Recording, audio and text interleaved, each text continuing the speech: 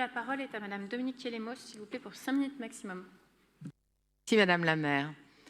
Madame la maire, mes chers collègues, depuis plusieurs années, les parents prennent la place qui leur revient dans le système éducatif. Et c'est un rôle essentiel car la relation école-famille est un élément important de la réussite scolaire. Mais toutes les familles ne sont pas égales devant l'école, son fonctionnement, ses règles parfois implicites. Et il est de notre devoir d'agir pour combler ces inégalités. Cette lutte contre les inégalités sociales et scolaires est au cœur des politiques que mène notre majorité depuis de nombreuses années et cela restera notre cheval de bataille. Pour que l'école soit celle de la réussite de tous les élèves, une coopération renforcée entre l'école et les parents constitue donc un enjeu majeur.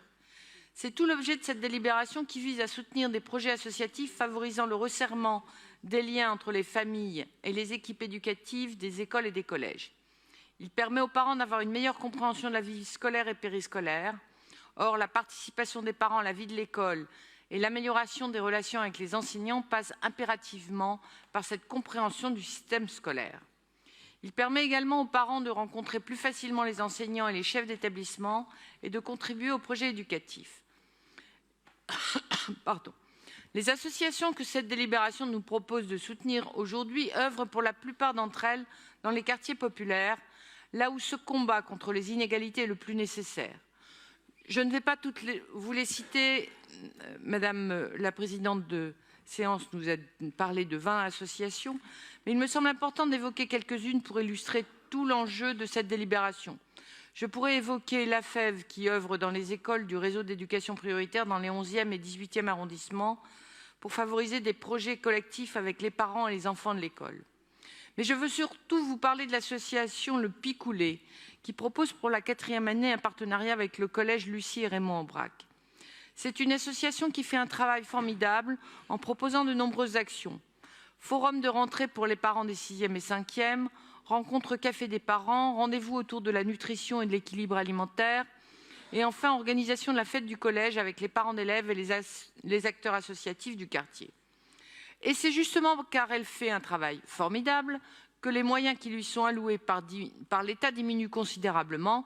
Une perte de 50 000 € a été annoncée en juillet de cette année, aboutissant à la suppression de 2 emplois aidés. Ces 2 emplois aidés sont occupés par des salariés qui sont salariés de l'association depuis 6 ans.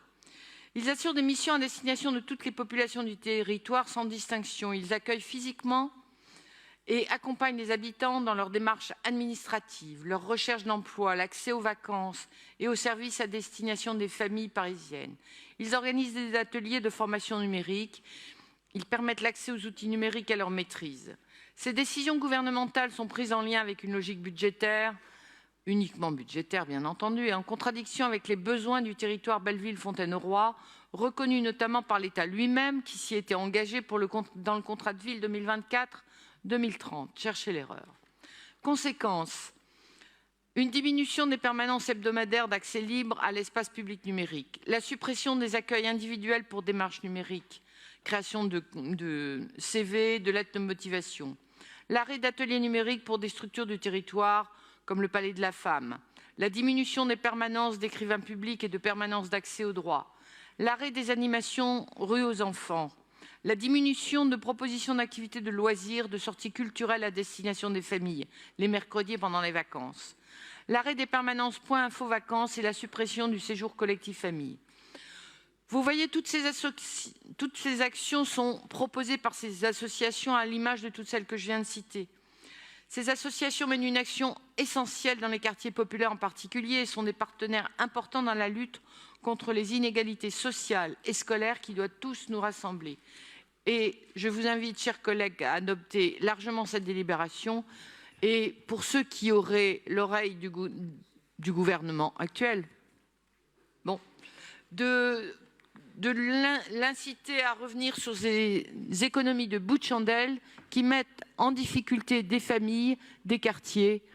Et voilà, c'est vraiment lamentable. Je vous remercie.